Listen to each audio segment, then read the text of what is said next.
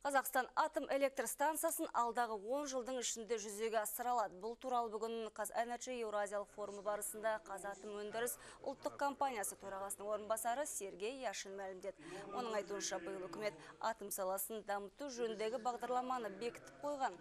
Алайда ядролық энергия өндіретін нысанның нақты қай жерде орналасатыны әзірге беймәлім болып отыр.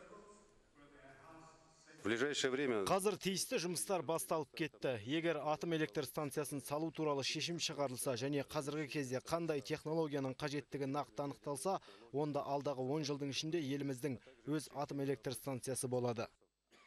Сонымен қатар бүгін Қазмұнайгаз ұлттық компаниясының басшысы Қайыргелді Қабылдин басқа жұмысқа ауысуына байланысты қызметінен босатылды. Оның орнына Болат Ақшолақов келді. Бұл ауыс-түйістер үкімет басшысының келісімі бойынша жасалған. Ал Қайыргелді Қабылдин Қазтрансойл компаниясының басшысы болып тағайындалды.